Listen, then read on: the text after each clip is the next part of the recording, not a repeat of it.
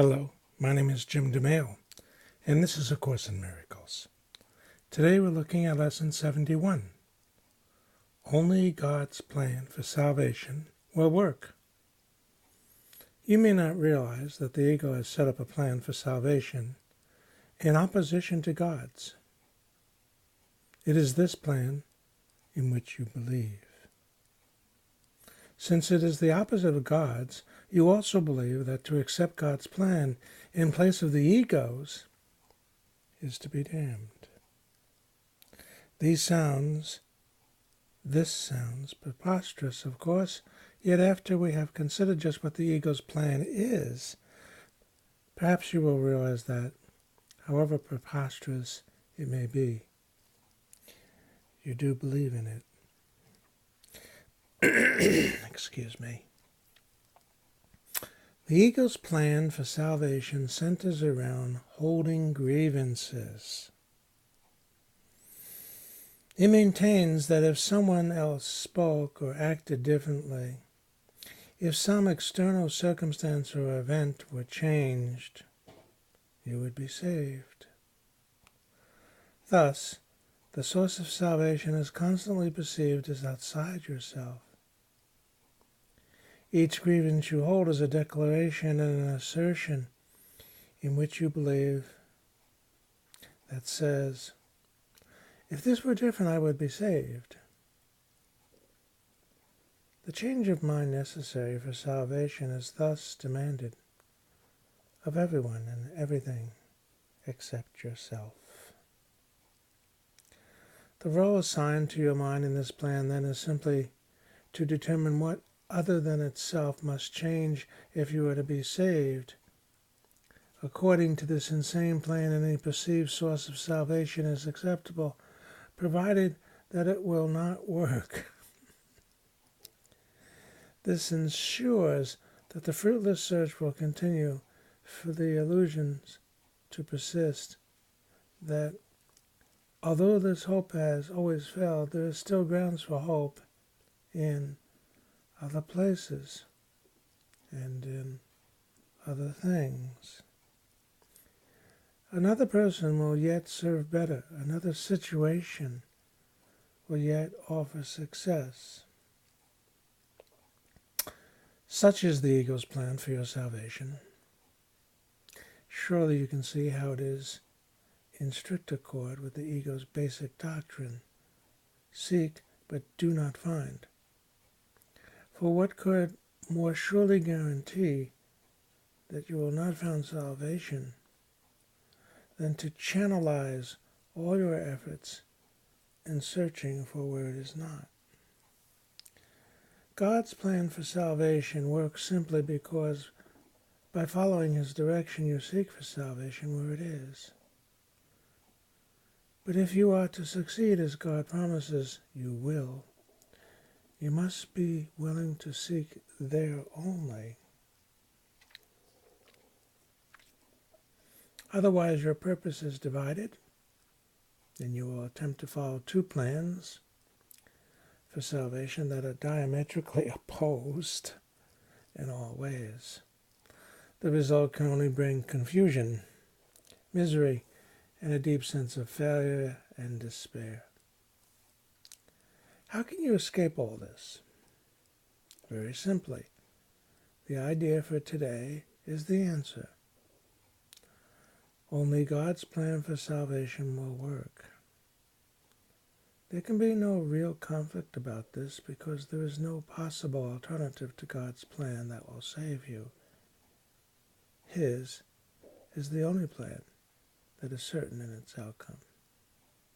His is the only plan that must succeed.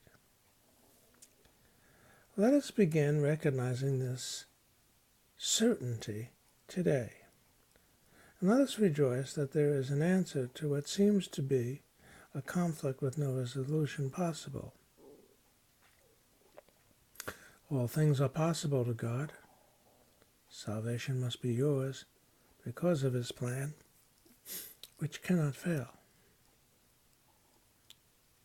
Begin the 2 longer practice periods for today by thinking about today's idea and realizing that it contains two parts, each making equal contribution to the whole. God's plan for your salvation will work and no other plans will not. Do not allow yourself to become depressed or angry at the second part. It is inherent in the first. And in the first is your full release from all your own insane attempts and mad proposals to be free yourself. They have led to depression and anger, but God's plan will succeed. It will lead to release and joy. Remembering this, let us devote the remainder of the extended practice period to asking God to reveal His plan to us. Ask Him very specifically, what would you have me do? Where would you have me go? What would you have me say? And to whom? Give Him full charge of the rest of the practice period and let Him tell you what needs to be done by you in His plan for your salvation. He will answer in proportion to your unwillingness to hear His voice. Refuse not to hear. The very fact that you are doing the exercises proves that you have some willingness to listen. This is enough to establish your claim to God's answer. In the shorter practice periods, tell yourself often that God's plan for salvation, and only His, will work. Be alert to all temptation to hold grievances today, and respond to them with this form of today's idea. Holding grievances is the opposite of God's plan for salvation, and only His plan will work. Try to remember today's ideas some 6 or 7 times an hour. There could be no better way to spend a half minute or less than to remember the source of your salvation and to see it where it is. Some may remember the Buddhist, I believe, idea of it's all good. This is very similar to holding grievances or not. When we want things to change, it's because we think that some form of change, other than God's plan for change, is going to work for us. So when it's raining, we wait for the sunny weather. And when the car is running out of gas, we run to fill the tank back up. God's plan for salvation comes down to undoing the belief in separation. Everywhere He would have us go and what He would have us do is entirely directed towards us beginning to accept the reality of what we are. Interestingly enough, when we put our minds to just simply accepting, everything goes much better. We see our place in the most trivial of things, to put the sink with water before the dishes, to put butter on the pan before pouring the pancakes.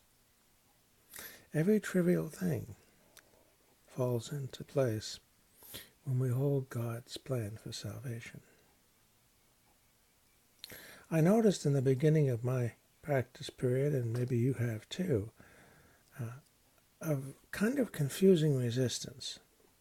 First, do I hold grievances? Really? Do I? And then I realized that the grievances that I do hold are mainly below the surface, not deeply below the surface, as you might imagine, but really just superficially below the surface. So with a willingness to see them instead of deny them, they become quite obvious. Then I begin to see that they're all based in fear that really is so totally unnecessary. Not that any fear is necessary, but beginning to see the unnecessariness of a fear, we lose the motivation for wanting things to be different. And having lost the motivation for wanting things to be different, sing hallelujah, we're ready to see how things are. And that's God's plan for salvation, isn't it? Coming back to what we are. Looking to join you in heaven, a heaven that is now, not in the past and not in the future.